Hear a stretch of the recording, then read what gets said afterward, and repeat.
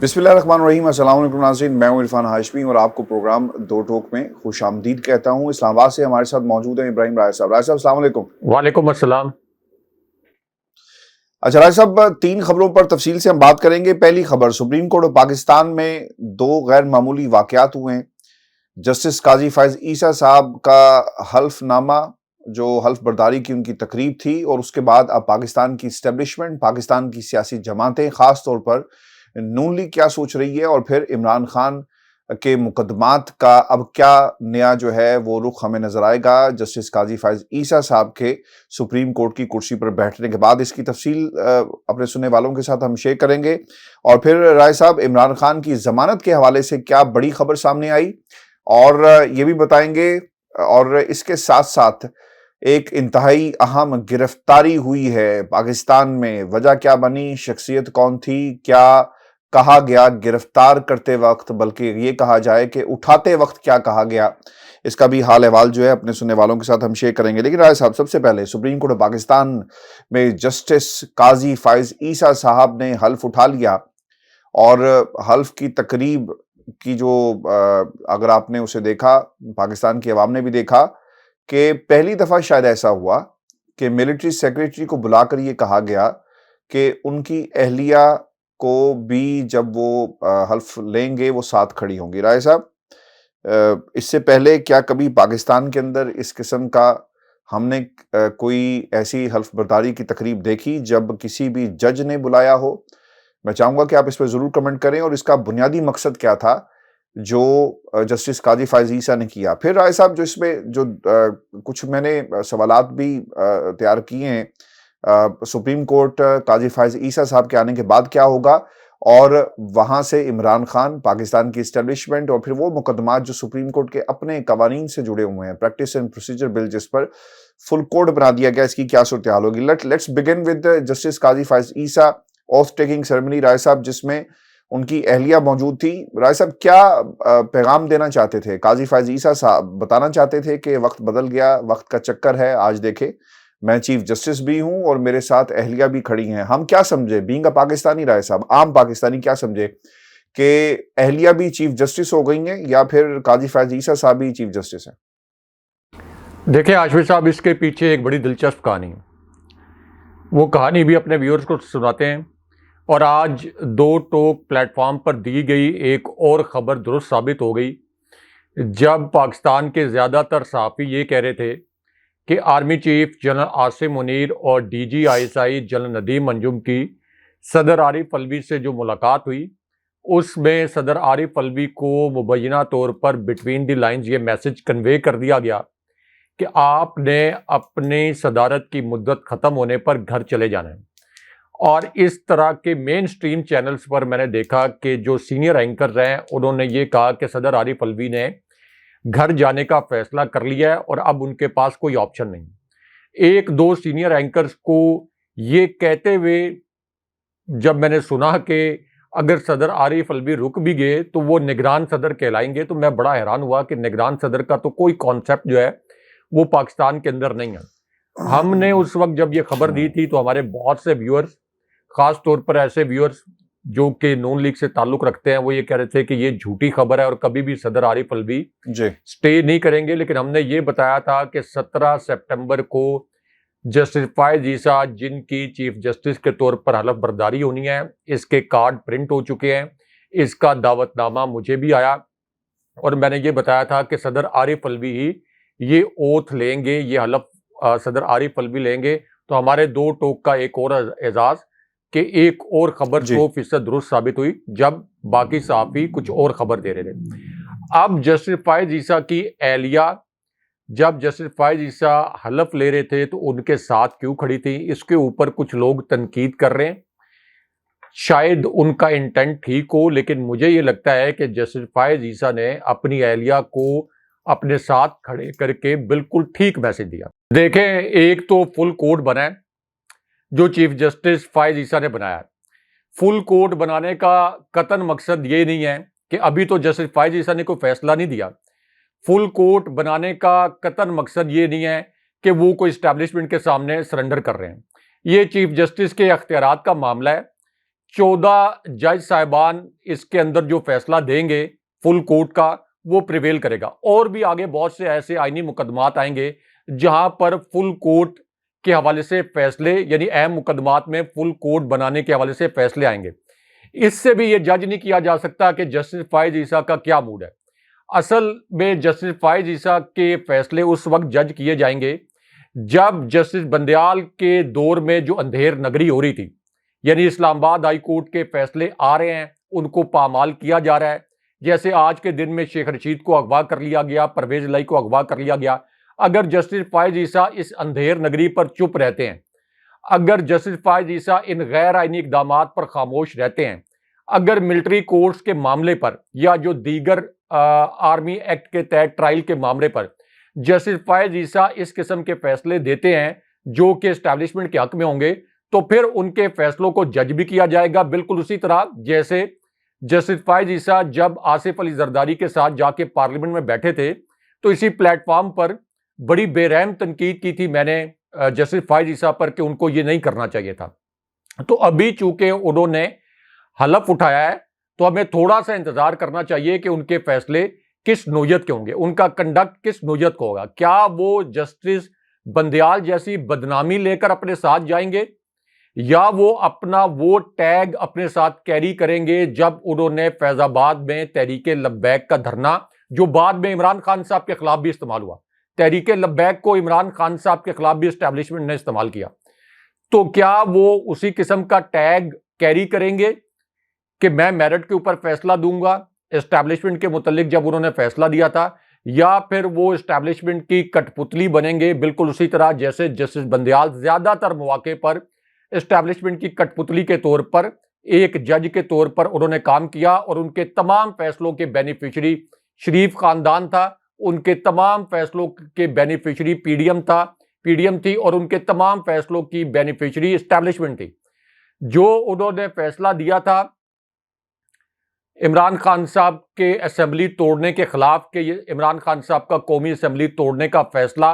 और उसके बाद इलेक्शन कराने का फैसला, इसको जो कलदम करार दिया था, उस फैसले की वजह से आज हम इस मकाम पर खड़े हैं। ये पाकिस्तान की तबाही और बर्बादी हुई है। तो ये देखना है कि जस्टिस फाइज ईसा का आगे जाकर क्या कंडक्ट होगा। तो ये फुल कोर्ट उन्होंने बनाया है, फुल कोर्ट के अंदर 14 जज साहिबान की राय सामने आ जाएगी और आगे जैसे इस्लामाबाद हाई कोर्ट में हम लोग हमारे थंबनेल में भी देख रहे हैं कि इमरान खान साहब की जो दरखास्त जमानत है, जो जज अबुल असदात ने जिसको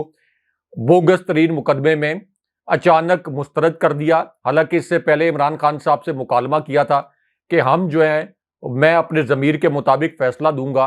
तो मुस्तरद किया। लेकिन अब इस्लामाबाद हाई कोर्ट में डायरी नंबर कम से कम इमरान खान साहब की दरखास्त जमानत पर लग गया है और आज इमरान खान साहब की दरखास्त जमानत पर इस्लामाबाद हाई कोर्ट के जो चीफ जस्टिस हैं जस्टिस आमिर फारूक, वो इस पर समाअत करेंगे। तो अब इस पूरी सूरत हाल में इमरान खान साहब का केस भी एक खास स्टेज पर जाकर सुप्रीम कोर्ट जाएगा। सुप्रीम कोर्ट जाएगा, उसके बाद जस्टिस फाइज ईसा किस किस्म का बेंच बनाते हैं, क्या ऐसे जज साहिबान पर मुश्तमिल बेंच बनाते हैं जो कि इमरान खान साहब के खिलाफ अपना जहन पहले जाहिर कर चुके हैं। मिसाल के तौर पर जस्टिस मंसूर अली शाह, जिन्होंने 2025 में जाकर चीफ जस्टिस बनना है, 2 साल 3 महीने का उनका टेन्योर होगा, 2 साल 3 महीने का उनका टेन्योर होगा। तो क्या जस्टिस मंसूर अली खान जैसे जज साहिबान जो हैं वो इमरान खान साहब के केसेस में बेंच में शामिल होंगे, या एक ऐसा बेंच बनेगा जिसके मुतल्लिक ये कोई प्रिडिक्ट ना कर सके पहले से, ना इमरान खान साहब के हामी ना कोई शरीफ खानदान के हामी ये प्रिडिक्ट ना कर सकें कि फैसला कैसा आएगा। क्योंकि पाकिस्तान के अंदर रवायती तौर पर सुप्रीम कोर्ट के अंदर इस किस्म के बेंच बनाए जाते हैं कि जज साहिबान के रिमार्क से पहले से अंदाजा हो जाता है कि ये जज साहब किधर फैसला देंगे। जैसे अगर एक बेंच बन जाता है जस्टिस जमाल मंदोखेल और जस्टिस मंसूर अली शाह और जस्टिस फाइज ईसा का, तो इसका मतलब यह है कि इमरान खान साहब के खिलाफ फैसला आएगा। पहले ही आप प्रिडिक्ट कर सकते हैं कि जस्टिस जमाल मंदोखेल और जस्टिस मंसूर अली शाह इमरान खान साहब के खिलाफ फैसला देंगे, क्योंकि इनके फैसले ये अपना माइंड मुकम्मल तौर पर शो कर चुके हैं। जस्टिस अतर बिनला इस्लामाबाद हाई कोर्ट के जब चीफ जस्टिस थे, बड़े उन्होंने दबंग फैसले दिए, सुप्रीम कोर्ट में जाकर वो दब गए, लेकिन अभी भी یہ کہا جا سکتا ہے کہ جسٹس اطہر من اللہ اگر کسی بینچ پہ ہوں گے تو آپ پریڈکٹ نہیں کر سکتے 100% یقین کے ساتھ کہ جسٹس اطہر من اللہ کس قسم کا فیصلہ دیں گے. تو یہ جو آگے بینچز کی فارمیشن ہوگی یہ بڑی امپورٹنٹ ہے, اور یہ بینچز کی فارمیشن اب آگے جا کر اگر یہ 14 جو آپ کا یہ فل کوڈ بنے گا 14 جج صاحبان کا, تو اس کے اندر اگر یہ فل کوڈ یہی فیصلہ کرتا ہے کہ صرف چیف جسٹس کا اختیار نہیں ہوگا, چیف جسٹس کا صرف اختیار نہیں ہوگا بینچ بنانے کا, تو اس کا مطلب یہ ہے کہ یہ کمیٹی کے پاس اختیار جائے گا. تو یہ ابھی دیکھنا ہے کہ یہ جو پروسیڈنگز ہیں یہ کس طرح سے آگے بڑھتی ہیں. اچھا راج صاحب, ایک سوال ہوا ہے جسٹس مظاہر نقوی صاحب کے ساتھ, اور ان سے پوچھا گیا کہ یہ جو تبدیلی ہوئی ہے سپریم کورٹ پاکستان میں آپ کتنے پر امید ہیں, تو ظاہر سی بات ہے وہ پوچھ رہے ہیں, یہ چاہ رہا تھا کہ آپ کو تو رگڑا نہیں لگے گا اور آپ کے اوپر ایک ریفرنس بھی موجود ہے تو کیا اسے اوپن کیا جائے گا. تو اس پہ انہوں نے کہا کہ میں اپنا کیس جو ہے اللہ پر چھوڑ رہا ہوں. راج صاحب آپ کو کیا لگتا ہے کہ اگر انہوں نے یہ کیسز کھولے, چونکہ جسٹس اعجاز الاحسن صاحب اور ایک اور جج جو ہیں وہ اب وہاں پر بھی تبدیلی آئی ہے سپریم جوڈیشل کونسل میں, تو مظاہر نقوی بالکل ٹھیک کہہ رہے ہیں کہ ان کو بھی معلوم نہیں, ہمیں بھی جیسا معلوم نہیں کہ کیا ہوگا, یا پھر ایک ایسی سپریم کورٹ ہم دیکھ رہے ہیں جہاں پر انتقام نہیں لیا جائے گا کسی بھی جج کے خلاف. دیکھیں عاشق صاحب, یہ جو کچھ لوگ کہہ رہے ہیں کہ سپریم جوڈیشل کونسل میں کوئی تبدیلی آئی ہے,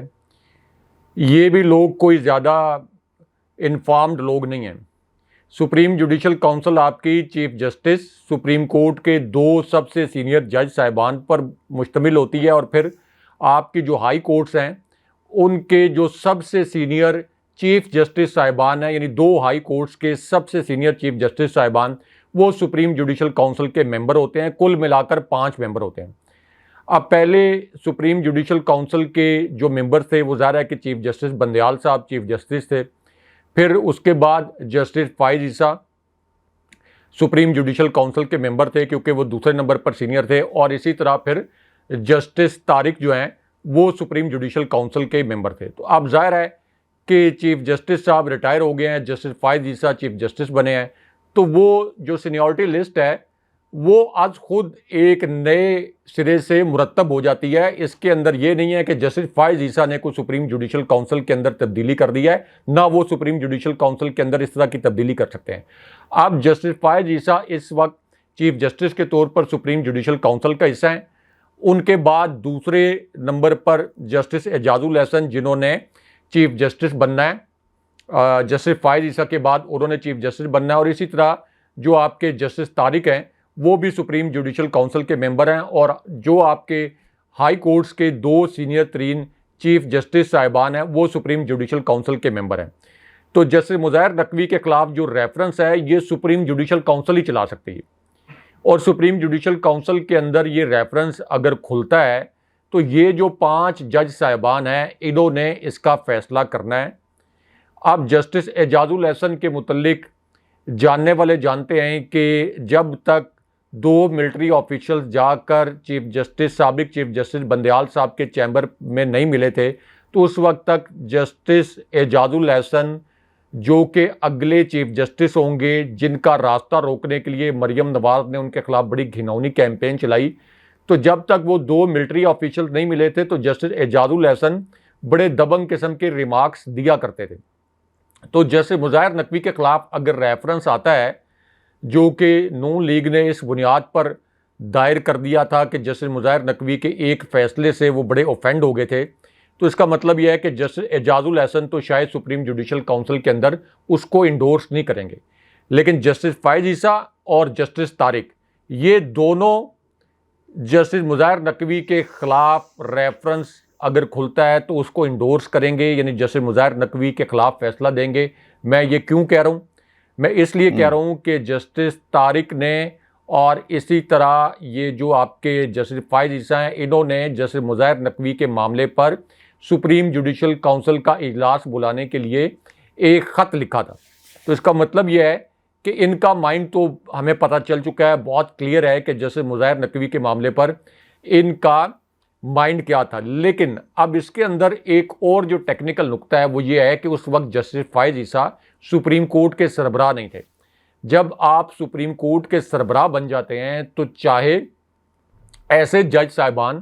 جن کے متعلق آپ یہ سمجھتے ہوں کہ ان کا موقف میرے موقف سے مماثلت نہیں رکھتا, یا ان کی رائے میری رائے سے مماثلت نہیں رکھتی تو تب بھی ایک اچھے چیف جسٹس کے طور پر یا ایک اچھے سپریم کورٹ کے سربراہ کے طور پر آپ اپنے تمام ساتھی ججز کے میرٹ کے اوپر، یہ نہیں کہ میرٹ سے ہٹ کر، میرٹ کے اوپر آپ ان کی یہ کہہ سکتے ہیں کہ ان کا تحفظ کرتے ہیں، ان کے فیصلوں کا تحفظ کرتے ہیں۔ میں قطعاً یہ نہیں کہہ رہا کہ کسی جج نے غیر آئینی کام کیا ہو تو تب بھی چیف جسٹس کو اس کا تحفظ کرنا چاہیے، لیکن عام طور پر چونکہ چیف جسٹس کو سپریم کورٹ کا سربراہ سمجھا جاتا ہے تو ہو سکتا ہے کہ جسٹس فائز عیسیٰ کا جو ویو ہے اب اس معاملے پر کوئی ڈیفرنٹ ویو ہو، لیکن بہرحال اب یہ سپریم جوڈیشل کاؤنسل کی جو فارمیشن میں نے بتائی ہے یہ اس کے مطابق فیصلہ ہوگا۔ اس کے اندر ایک اور بھی دلچسپ بات یہ ہے کہ جسٹس منیب اختر جو ہیں، یعنی جو جسٹس بندیال صاحب، جسٹس اعجاز الحسن اور اسی طرح جسٹس منیب اختر، تو جسٹس منیب اختر کے جو ریمارکس تھے یہ بھی ان معاملات میں اور ان کیسز میں جہاں پر بڑی اندھیر نگری شہباز شریف کی حکومت نے مچائی ہوئی تھی تو بڑے تگڑے ان کے ریمارکس آتے تھے، اور جسٹس منیب اختر نے اس چیمبر سے نکل کر بائیک آؤٹ کر دیا تھا، یعنی اس چیمبر سے ناراض ہو کر نکل گئے تھے جہاں پہ جسٹس بندیال صاحب کو ایک پیغام دیا جا رہا تھا کہ انہوں نے کس قسم کا فیصلہ کرنا ہے۔ تو جسٹس منیب اختر نے بھی آنے والے دنوں میں مستقبل میں چیف جسٹس بننا ہے، تو آگے کی جو لائن اپ ہے چیف جسٹس بننے کی وہ بڑی دلچسپ ہے۔ جسٹس عائشہ جن کے متعلق یہ تاثر بنا تھا، شریف خاندان نے یہ تاثر بنایا کہ ایک آدھے کیس میں انہوں نے ہمارے خلاف فیصلہ دیا جو ہم غیر آئینی مدد کی توقع کر رہے تھے سپریم کورٹ کے جج صاحبان سے، اس قسم کی ہمیں مدد نہیں فراہم کی گئی، تو جسٹس عائشہ نے بھی اگرچہ بہت ٹائم ہے، 6-7 سال کا ٹائم ہے، 6 سال کا، تو انہوں نے بھی ایک موقع پر آ کر چیف جسٹس بننا ہے۔ تو جسٹس منصور علی شاہ کا جب ٹینیور ختم ہوگا تو اس کے بعد چیف جسٹس صاحبان ظاہر ہے کہ اپنے ٹرن کے اوپر جب سپریم کورٹ کے سربراہ بنیں گے تو یہ اگلے 5-6 سال جو ہیں یہ سپریم کورٹ کے معاد پر بڑے دلچسپ آنے والے ہیں۔ ایک طرف جسٹس فائز عیسیٰ،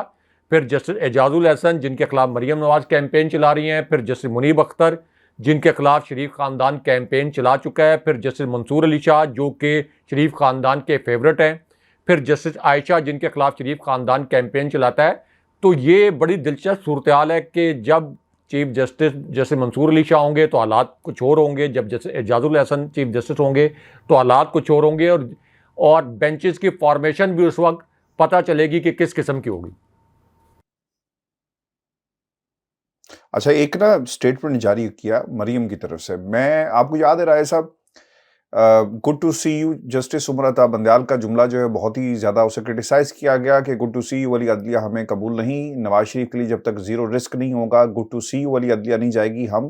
نواز شریف کو پاکستان نہیں جانے دیں گے، ہم اس عدلیہ کے سامنے نواز شریف کو نہیں رکھ سکتے۔ رائے صاحب، مریم نے بھی چیف جسٹس جو نئے آئے ہیں ان کو گڈ ٹو سی یو کہا ہے اور انہوں نے کچھ نئی امیدیں لگا لی۔ اگر میں یہ کہوں کہ مریم نواز شریف اب امید سے ہیں اس عدالت سے تو بالکل بھی غلط نہیں ہوگا۔ سپریم کورٹ کا ترازو اور جسٹس قاضی فائز عیسیٰ صاحب کا ہتھوڑا جو ہے اب دیکھتے ہیں کہ ان کی مرضی کے مطابق چلتا ہے یا نہیں چلتا۔ جو جملہ کہا مریم نے قاضی فائز عیسیٰ کے لیے اور اس عدالت کے لیے اور انصاف کے لیے، وہ یہ کہتی ہیں کہ نواز شریف دعا ہے کہ ترازو کے پلڑے سب کے لیے برابر ہوں، امید ہے نواز شریف اور ان کے مظلوم ساتھیوں کو ناانصافی سے نجات ملے۔ نواز شریف کو اللہ تعالیٰ نے سرخرو کر دیا اور اب پاکستان کو سرخرو کرنا ہے، اللہ تعالیٰ نے ہر بار ان کو پلس کیا اور ہر بار مائنس کرنے کی کوشش مائنس ہوگی۔ رائے صاحب، مجھے لگ رہا تھا کہ آپ مجھے روکیں گے اور ٹوکیں گے کہ یار عرفان یہ تو بتا دیں پہلے کہ سرخرو جو مریم کہہ رہی ہیں کہاں پر کیا؟ آپ کو معلوم ہے رائے صاحب کہ کہاں سرخرو کیا، کہاں سے نواز شریف، بلکہ ان کے تو جو تمغے ہیں ان میں اضافہ ہو گیا، پہلے بھگوڑے تھے، اشتہاری تھے، بیمار تھے، مجرم تھے اور پھر سادہ ملزم بھی ہو گئے ہیں۔ رائے صاحب، Maryam good to see you, chief justice Umar Ata Bandial کے بعد good to see you justice Qazi Faez عیسیٰ۔ دیکھیں، مریم نواز نے جو پیغام دیا ہے جسٹس فائز عیسیٰ کو، اصل میں جب انہوں نے یہ کہا کہ امید ہے کہ اب آئین اور قانون کے مطابق فیصلے ہوں گے، مریم نواز نے جسٹس فائز عیسیٰ کو یہ پیغام دیا ہے کہ ہم آئین اور قانون کے مطابق اس فیصلے کو سمجھیں گے جو فیصلہ ہمارے حق میں آپ کریں گے۔ اگر آپ ہمارے حق میں فیصلہ نہیں کریں گے تو ہم یہ کہیں گے کہ یہ آئین اور قانون کے مطابق فیصلہ نہیں ہے۔ اگر آپ نواز شریف کی نااہلی کے معاملے پر جو ایک جعلی قانون سازی کی گئی تھی نااہلی ختم کرنے کے لیے، اگر آپ اس قانون سازی کے متعلق یا اس قانون سازی کو جس طریقے سے پہلے اڑایا گیا تھا، اگر آپ اس کے اوپر یہ کہتے ہیں کہ نہیں نواز شریف کی نااہلی ابھی ختم نہیں ہوئی، تو اس کا مطلب یہ ہے کہ آپ نے آئین کے مطابق فیصلہ نہیں کیا۔ اگر آپ کے پاس یہ پٹیشن آتی ہے کہ الیکشن کمیشن نے تحریک انصاف کو کالعدم کر دیا، اور کیا یہ تحریک انصاف کو کالعدم کرنا قانونی ہے یا غیر قانونی، تحریک انصاف ایک پٹیشن لے کر جاتی ہے، تو اگر آپ نے تحریک انصاف کے حق میں فیصلہ دے دیا کہ یہ ایک غیر قانونی کام ہے تحریک انصاف کو کالعدم کرنا، تو پھر آپ کا یہ کام غیر آئینی ہوگا، غیر قانونی ہوگا، اور آپ کے خلاف ہم اسی طرح کے ٹرینڈ چلائیں گے جس طرح کے ٹرینڈ اب جسٹس بندیال صاحب کے خلاف پچھلے 48 گھنٹے سے چل رہے ہیں، جس میں یہ لکھا گیا ہے ہیش ٹیگ کہ شکر ہے بندیال کتا چلا گیا۔ یہ ہیش ٹیگ مریم نواز چلوا رہی ہیں، اور بہت افسوسناک یہ حرکت ہے، شرمناک حرکت ہے یہ نون لیگ کی۔ حالانکہ جسٹس بندیال تو ان کے محسن تھے، تو اپنے محسنوں کو تو کم سے کم یہ بخش دیتے، لیکن ان کے متعلق یہ کہا جاتا ہے کہ یہ شریف خاندان جو ہے یہ بڑا کینہ پرور ہے، اور اونٹ جتنا یہ کینہ رکھتے ہیں، کوئی ایک آدھا فیصلہ بھی اگر ایسا آ جائے جس سے ان کو کوئی ذرا سا بھی نقصان ہو جائے تو یہ پھر اسی طرح کے کام کرتے ہیں۔ یہ تو جب بندیال صاحب چیف جسٹس بھی تھے تو اس وقت بھی آپ دیکھیں کہ ان کو دھمکانے کے لیے اسی طرح کے ٹرینڈ جو ہے وہ چلاتے رہتے تھے۔ تو جسٹس فائز عیسیٰ کو اصل میں مریم نواز جو سپریم کورٹ سے جہاں سے ان کے خلاف فیصلے آئے، اعلیٰ عدلیہ سے جو وہ نائل قرار پائیں، تو وہ اب یہاں پر چیف جسٹس صاحب کو ڈکٹیٹ کرنے کی کوشش کر رہی ہے اور ان کو بتا رہی ہیں کہ پیرامیٹرز کیا ہونے چاہیے۔ تو اگین میں یہ کہتا ہوں کہ جسٹس فائز عیسیٰ کے متعلق بہت سے لوگوں کا ابھی بھی یہ تاثر ہے کہ شاید وہ جسٹس بندیال جیسے ترن والا ثابت نہ ہوں، یعنی اسٹیبلشمنٹ نے جس قسم کے فیصلے، جناب باجوہ کی اسٹیبلشمنٹ نے جس قسم کے فیصلے جسٹس بندیال صاحب سے کروائے، اس قسم کے فیصلے شاید جسٹس فائز عیسیٰ اسٹیبلشمنٹ کے حق میں نہ کریں۔ لیکن اگین یہ وقت بتائے گا، اور اگر جسٹس فائز عیسیٰ اپنے 1 سال کے ٹینیور میں اسٹیبلشمنٹ کے حق میں فیصلے کریں گے، یعنی جو میرٹ کے اوپر اسٹیبلشمنٹ کے حق میں فیصلے کرنے ہیں وہ تو ہونے چاہیے، لیکن اگر پاکستان کے اندر موجودہ صورتحال میں جس طرح سے 5-5 6-6 مرتبہ لوگوں کو اغوا کیا جا رہا ہے، گرفتار کیا جا رہا ہے، اس پر جسٹس فائز عیسیٰ نے اسی طرح کے ہومیوپیتھک اپروچ اپنائی جس طرح کی بندیال صاحب نے اپنائی تھی، تو پھر ظاہر ہے کہ جسٹس فائز عیسیٰ کو بھی لوگ انہی الفاظ میں یاد کریں گے، اسی طرح جج کریں گے جس طرح سے جسٹس بندیال کو اس وقت یاد کر رہے ہیں۔ اچھا راج صاحب، ایک گرفتاری ہوئی ہے پنڈی سے، اور یہ گرفتاری جو ہے وہ شیخ رشید صاحب کی ہے۔ پارٹی ان کی مختلف ہے، لیکن ان کا بیانیہ ہمیشہ عمران خان کے ساتھ جو ہے وہ جڑا رہا، اور جو تفصیلات آ رہی ہیں اس کے مطابق عوامی مسلم لیگ کے سربراہ شیخ رشید صاحب کو پنڈی سے پرائیویٹ ہاؤسنگ سوسائٹی سے گرفتار کیا گیا ہے، اور جو ان کے وکیل ہیں سردار عبدالرزاق صاحب، انہوں نے اس کی کنفرمیشن کر دی ہے، اور وہ یہ بتاتے ہیں کہ ساتھ ساتھ جو پکڑنے آئے تھے سادہ کپڑوں میں، انہوں نے ان کے بھتیجوں کو بھی گرفتار کر لیا ہے، اور شیخ رشید کے خلاف پنجاب میں کوئی مقدمہ نہیں ہے، یہ بھی ہمیں یاد رکھنا چاہیے، لیکن ان کی گرفتاری ہوئی ہے۔ 10 مئی کو ایک ریلی نکلی جس میں عمران خان کے حق میں اس ریلی کو نکالا گیا، اور پھر نامعلوم افراد کے زمرے میں ان کو جو ہے وہ گرفتار کیا گیا۔ پھر اور مقدمے میں رائے صاحب یہ بھی امپورٹنٹ ہے، نامعلوم جیسا آپ کے پرویز الہی صاحب اور پھر شیخ رشید صاحب کو بتایا جاتا ہے کہ تھانہ کوہسار میں مقدمہ جو درج ہوا اس میں ان کو نامزد کیا گیا تھا۔ اب کہاں پر ہیں، کیسے ہیں، کسی کو کچھ معلوم نہیں۔ رائے صاحب اتنی تو انجینئرنگ ہو چکی ہے، اتنا سب کچھ ہو چکا ہے، اب شیخ رشید صاحب سے کیا نکلے گا؟ لال حویلی نکلے گی، اس کے اوپر بھی عمران خان نکلے گا، سب کو معلوم ہے کہ شیخ رشید کا کیا بیان ہے اور وہ کیا کریں گے۔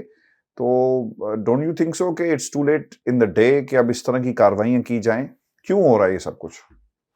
دیکھیں عاشور صاحب، اس کے پیچھے بھی ایک بڑی سٹوری چھپی ہے۔ شیخ رشید 9 مئی کے جو واقعات ہوئے جن کی آزادانہ انکوائری ہونی چاہیے، اور ظاہر ہے کہ عمران خان صاحب نے یہ بتایا کہ اگر آزادانہ انکوائری کروائی جائے سپریم کورٹ کے جج صاحبان پر مشتمل کمیشن سے، تو ان کے پاس ایسے شواہد موجود ہیں جن سے وہ یہ ثابت کر دیں گے کہ 9 مئی کے واقعات میں جو جلاؤ گھیراؤ کے عمل ہوا اس کے اندر تحریک انصاف کے لوگ ملوث نہیں تھے، اور کچھ اور ایجنسیز کے لوگ جو مبینہ طور پر سول ایجنسیوں کے لوگ تھے وہ شہباز شریف کی حکومت کے اعماء پر یہ جلاؤ گھیراؤ کو لیڈ کر رہے تھے، اور یہ ایک فالس فلیگ آپریشن تھا۔ عمران خان صاحب یہ کہتے ہیں کہ یہ ایک فالس فلیگ آپریشن تھا، یہ پوری پلاننگ پہلے سے کی گئی تھی، کیونکہ عمران خان صاحب تو نیب کی تحویل میں تھے، تو عمران خان صاحب تو 9 مئی کے واقعات کے حوالے سے کوئی آرڈر پاس نہیں کر سکتے تھے۔ لیکن شیخ رشید نے تو 9 مئی کو پرامن احتجاج بھی نہیں کیا۔ 9 مئی کے احتجاج میں شیخ رشید کہیں شامل نہیں تھے، تو اس لیے شیخ رشید جو کہ پچھلے تقریباً 1.5 ماہ سے شیخ رشید مکمل طور پر پس منظر میں چلے گئے، کسی جگہ پر وہ پبلک اپیرنس نہیں دے رہے تھے، صرف ٹویٹر پر وہ ٹویٹ وغیرہ کرتے تھے، اسٹیبلشمنٹ کے خلاف کوئی بات نہیں کرتے تھے۔ لیکن ان کو بھی جو گرفتار کیا گیا، اس کا مطلب یہ ہے کہ اس وقت جو اغوا کیے جا رہے ہیں لوگ یا گرفتار کیے جا رہے ہیں، وہ اس وجہ سے نہیں کیے جا رہے کہ انہوں نے کوئی اسٹیبلشمنٹ کے متعلق بیان دیا یا کور کمانڈر ہاؤس لاہور پر کوئی توڑ پھوڑ کی، یا فوج کے اندر جس طرح سے شہباز شریف نے الزام لگایا کہ کوئی بغاوت کروانے کی کوشش کی۔ اب یہ جو گرفتاریاں ہو رہی ہیں، خاص طور پر شیخ رشید کی گرفتاری، اس سے ثابت ہو گیا کہ اغوا کا یہ سلسلہ شریف خاندان کو فیسیلیٹیٹ کرنے کے لیے، عمران خان صاحب کے حامیوں کو ہراساں کرنے کے لیے، اور تحریک انصاف کو بطور جماعت مکمل طور پر کولیپس کرنے کے لیے کی جا رہی ہیں۔ یہ اس لیے نہیں کی جا رہی کہ پاک فوج کے خلاف کچھ سازش کرنے والوں کو اٹھایا جا رہا ہے، یہ صرف شریف خاندان کو دوبارہ سے مسلط کرنے کے لیے تحریک انصاف کو کمزور کرنا بڑا ضروری ہے، تو اس وجہ سے یہ کارروائیاں کی جا رہی ہیں۔ ورنہ شیخ رشید تو پنڈی بوائے کہلاتے ہیں، اور پنڈی بوائے کا مطلب یہ نہیں ہے کہ وہ راولپنڈی کے رہنے والے ہیں تو اس لیے ان کو پنڈی بوائے کہا جاتا ہے۔ وہ تو خود کہتے ہیں کہ میں GHQ کے گیٹ نمبر 4 سے میں سیاستدان بنا ہوں اور مجھے اس پر فخر ہے۔ وہ تو اسٹیبلشمنٹ کے ہمیشہ بڑے قریب سمجھے جاتے تھے۔ لیکن اب شیخ رشید کو بھی جو گرفتار کیا گیا، اس سے ایک بات تو کلیئر ہو گئی کہ 9 مئی کے واقعات کو شہباز شریف اینڈ کمپنی اور ان کا جو تسلسل آگے نگران حکومت، انہوں نے ایک بہانہ بنایا ہے، اصل نشانہ عمران خان صاحب ہے۔ لیکن آگے ہوگا کیا؟ ہوگا یہ کہ شیخ رشید کو بھی آپ نے اس وقت جیل کے اندر ڈال دیا، یعنی گرفتار کر لیا، جیل کے اندر ڈال دیں گے۔ چودھری پرویز الہی اسٹیبلشمنٹ کی سیاست کرتے تھے، ان کو بھی آپ نے جیل میں ڈال دیا۔ لیکن چودھری پرویز الہی جیسے سیاستدان جو ہمیشہ اسٹیبلشمنٹ کی ہاں میں ہاں ملاتے، ایک فون کال کے اوپر ہمیشہ اپنا سیاسی قبلہ تبدیل کر لیتے، اب وہ بھی ڈٹے ہوئے ہیں۔ یہ بھی ایک انہونی عمران خان صاحب کی وجہ سے ہوئی ہے۔ اپریشیٹ کرنا چاہیے چودھری پرویز الہی کو، اور ہم اور باقی لوگ بھی اپریشیٹ کرتے ہیں، لیکن اصل میں ان کے ڈٹنے کی وجہ یہ ہے کہ ان کو پتہ ہے کہ عمران خان صاحب بھی پاکستان کا مستقبل ہے۔ ان کو پتہ ہے کہ ووٹ سارا عمران خان صاحب کے ساتھ جڑا ہے۔ ان کو یہ پتہ ہے کہ عمران خان صاحب کے ساتھ جو کھڑا رہے گا وہ عوامی سطح پر سرخرو ہو جائے گا، جو عمران خان صاحب کا ساتھ چھوڑے گا وہ سیاسی تاریخ کے کوڑے دان میں اس کی جگہ ہوگی۔ اور پرویز الہی چونکہ گھاگ سیاستدان ہے، اس لیے پہلی مرتبہ انہوں نے اسٹیبلشمنٹ کی بات نہ ماننے کا فیصلہ کر لیا۔ اسٹیبلشمنٹ جدھر ان کو لے جانا چاہتی تھی وہ ادھر نہیں جا رہے، یہ پہلی مرتبہ ہوا ہے۔ اور شیخ رشید بھی جو کہ ہمیشہ اسٹیبلشمنٹ کے سیاست کرتے ہیں اور اس کا اعتراف بھی کرتے ہیں، وہ بھی مکمل طور پر عمران خان صاحب کے ساتھ کھڑے رہے، اس کے باوجود کہ ان کو پتا تھا کہ اس کا انجام کیا ہو سکتا ہے۔ لیکن اب جو اس کے اندر اصل امتحان ہے وہ جسٹس فائز عیسیٰ کا ہے، کیونکہ اسلام آباد ہائی کورٹ کے جج صاحبان اس سے پہلے روتے رہے کہ ہم لوگوں کو آزاد کر دیتے ہیں، 4 مرتبہ ہم نے آزاد کیا، فیصلے جاری کیے، لیکن اس کے بعد ہم نے یہ بھی کہا کہ اب اگر گرفتار کیا گیا تو توہین عدالت لگائیں گے، لیکن اس کے باوجود اغوا کر لیا جاتا ہے۔ اور اسلام آباد ہائی کورٹ کے جج صاحبان روتے رہے۔ لاہور ہائی کورٹ کے جج صاحب نے کہا کہ کوئی قانون نافذ کرنے والا ادارہ پرویز الہی کو دوبارہ گرفتار نہیں کرے گا، ورنہ توہین عدالت لگے گی۔ لطیف کھوسا اور IG خود چھوڑ کے آئیں پرویز الہی کو گھر، تو لطیف کھوسا کو تو انہوں نے دھکے مار کے گاڑی سے نکال دیا اور اغوا کر لیا، اور گزشتہ روز دوبارہ سے اڈیالہ جیل سے جب وہ رہا ہوئے تو ان کو اغوا کر لیا۔ تو یہاں پر اب چیف جسٹس فائز عیسیٰ صاحب کا امتحان ہے،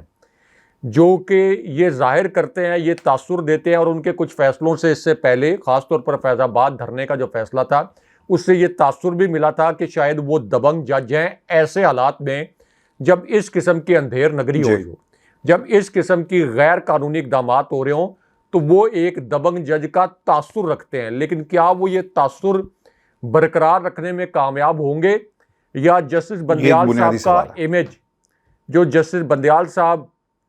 کو جس طرح سے تاریخ ایک متنازع، کمزور اور اسٹیبلشمنٹ کی کٹ پتلی جج کے طور پر یاد رکھے گی، کیا جسٹس فائز عیسیٰ بھی یہی چاہیں گے کہ ان کو اسٹیبلشمنٹ کی کٹ پتلی جج کے طور پر یاد رکھا جائے، یا وہ کوئی میرٹ کے اوپر فیصلے کریں گے؟ تو یہ اصل میں اب جسٹس فائز عیسیٰ کا ایک بڑا امتحان ہے۔ اچھا بھائی صاحب، ایک جلسہ ہوا ہے جی فیصل آباد میں، رانا ثناء اللہ صاحب نے پورا ایک پلان دے دیا نواز شریف کی واپسی کے مجھے تو حوالے سے۔ جلسی اچھا نظر وہ آ کیا رہی ہے۔ کہتے ہیں؟ وہ یہ کہتے ہیں چلے جلسی ہوئی ہے، چھوٹا ساشے کہیں، چھوٹا اسے چھوٹو کہیں، جو مرضی کہیں، اب انہوں نے جو باتیں کہی ہیں نا یہ بڑی امپورٹنٹ ہے، اور یہ سوال ہے، یہ بلکہ سوال قاضی فائز عیسیٰ کی عدالت اور ان کی عدلیہ کے لیے بھی ہے، کیونکہ چیف جسٹس جو ہیں وہ اگر ٹاپ پہ بیٹھے ہوئے ہیں تو یہ جتنی بھی عدالتیں ہیں پاکستان کی ان کی ماتحت ہیں، یعنی ان کے لیے بھی سوال ہے۔ وہ یہ کہتے ہیں کہ 21 اکتوبر کو لندن سے پاکستان واپس نواز شریف صاحب آ جائیں گے، اور اس میں کوئی چینج نہیں کیا گیا، وہ لاہور ایئرپورٹ سے ہیلی کاپٹر کے ذریعے مینار پاکستان لینڈ کریں گے۔ رائے صاحب، عمران خان کو جلسے کی اجازت نہیں ہوتی کہ جناب کسی نے کہا ہے، عمران خان گرفتاری سے پہلے تو ایک عام آدمی تھے، پاکستان کی عوام ان کے ساتھ کھڑی تھی، ان کو اجازت ہونی چاہیے، تحریک انصاف کے جھنڈے پر پابندی ہے، لیکن نون لیگ کو یہ اجازت اور لیوریج جو ہے وہ دیا جائے گا۔ پھر جو سب سے اہم بات ہے راج صاحب، یہ ہیلی کاپٹر کہاں سے اڑایا جائے گا؟ کس کا ہیلی کاپٹر ہوگا؟ اس میں پیٹرول کس کے پیسوں سے ڈلے گا؟ یہ کس کے پرائیویٹ جو یارڈ ہے وہاں سے نکال کر لایا جائے گا؟ یہ کس فلائنگ کلب سے جو ہے وہ مستار لیا جائے گا؟ راج صاحب، ایک مجرم کو، ایک بھگوڑے کو، ایک اشتہاری کو پروٹوکول، اور پھر لیگل جو میٹرز ہیں اس کا کس طرح سے سدباب کیا جائے گا، تدارک کیا ہوگا، سوال کیا اٹھایا جائے گا، حفاظتی ضمانت ہوگی نہیں ہوگی، کون سی عدالت کا جج جو ہے وہ ہاؤس آف شریف میں تمغہ حسن کارکردگی لے گا؟ یہ وہ سوال ہیں جو پاکستان کی عوام آدمی جو ہے وہ پوچھتا ہے۔ رائے صاحب، اس کا تعلق پی ٹی آئی سے نہیں ہے، اس سوال کا، اس کا تعلق نون لیگ کے کسی کیمپ یا کسی سیاسی جماعت سے نہیں ہے، یہ سوال ہے عام آدمی کا، کہ اگر نواز شریف کو اس طرح سے پروٹوکول دیا جاتا ہے تو رائے صاحب پھر جو پھانسی جس مجرم کو ہوئی ہے اس کو بھی یہ پروٹوکول ملنا چاہیے، علاج کرائے، باہر جائے، جب دل کرے پھانسی گھاٹ پر آ جائے۔ تو ہم کس طرف جا رہے ہیں؟ ڈیو ریلی بائی کہ ہیلی کاپٹر نواز شریف کے لیے ہونا چاہیے؟ ہاشمی صاحب، اس کے پیچھے بھی ایک بڑے مزے کی سٹوری ہے۔ نواز شریف واپس آ رہے ہیں، استقبال ہوگا، مینار پاکستان لے کر جائیں گے۔ نواز شریف کیا پاکستان کے لیے کوئی نوبیل پرائز جیت کر آ رہے ہیں؟ کوئی ورلڈ کپ جیت کے آ رہے ہیں؟ کوئی پاکستان کے لیے سائنس میں، کیمسٹری میں کوئی کارنامہ انجام دیا ہے؟ کوئی بہت بڑے ایونٹ میں پاکستان کی نمائندگی کی کامیابی سے؟ کیونکہ جس جگہ پر وہ گئے وہاں کے اخبارات میں نواز شریف کے اشتہاری اور مفرور ہونے کے اشتہارات چھپے اخبارات میں، اسی میڈیا میں یعنی برطانوی میڈیا میں شریف خاندان کی کرپشن کے قصے چھپے۔ تو نواز شریف یہاں سے جب گئے تھے تو ایک مجرم تھے عدالتی فیصلوں کے نتیجے میں، اور اب جب وہ واپس آ رہے ہیں تو ان کی وہ مجرم کی حیثیت ختم نہیں ہوئی۔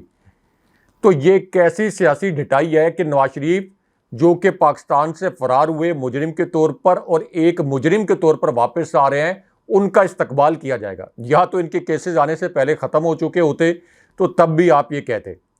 دوسری بات یہ ہے کہ یہ مینار پاکستان والا فیصلہ انہیں بڑا مہنگا پڑنے والا ہے۔ ہاشمی صاحب، مینار پاکستان تو چھوڑ کر یہ اب کسی چوراہے میں بھی یہ جلسہ نہیں کر سکتے، کسی چوراہے کو بھی نہیں بھر سکتے، کوئی گلی کی 2-3 نکڑیں جو ہیں یہ نہیں بھر سکتے۔ اور نواز شریف کو یہ بھی یاد رکھنا چاہیے کہ اس سے پہلے جب نواز شریف آئے تھے تو یہ شہباز شریف گول گول لاہور کے اندر چکر لگاتے رہتے اور کوئی بھی شخص ان کے استقبال کے لیے نہیں پہنچا تھا۔ تو آپ دیکھیں گے کہ اس وقت بھی مریم نواز اور نواز شریف بعد میں بڑے بھرم ہوئے تھے۔ تو یہ فیصلہ ان کو بڑا مہنگا پڑے گا کہ مینار پاکستان پر جا کر نواز شریف کا استقبال کیا جائے گا۔ لوگ اس وقت بھرے پڑے بیٹھے ہیں، جو انہوں نے لوگوں کو مہنگائی کی چکی میں پیسا ہے، جو مہنگائی کا عذاب نازل کیا ہے، جو 350 روپے کے قریب تقریباً پیٹرول کی پرائس یہ لے کر چلے گئے ہیں۔ لوگوں کے بل، یعنی جس کی تنخواہ 50,000 روپیہ اس کا 70,000 روپیہ بجلی کا بل آ رہا ہے۔ تو یہ تو نواز شریف مجھے نہیں لگتا کہ کوئی پبلک اپیننس دے سکتے ہیں. کبھی بھی کسی بھی سیاسی رہنما کے ساتھ کسی بھی جگہ پر بدتمیزی نہیں ہونی چاہیے, لیکن یہاں پر اگر یہ نواز شریف کو پبلک میں لے کے جائیں گے تو اس کے بعد جو بھی صورتحال بنے گی اس کے ذمہ دار بھی یہ خود ہوں گے. تو یہ ایک بہت بڑا بلنڈر ہے, اور اس کے پیچھے جو ایک بڑی مزے کی سٹوری ہے میرے پاس, ان سائڈ سٹوری, چونکہ پروگرام کا ٹائم زیادہ ہو گیا ہے, وہ اپنے اگلے پروگرام میں شیئر کریں گے.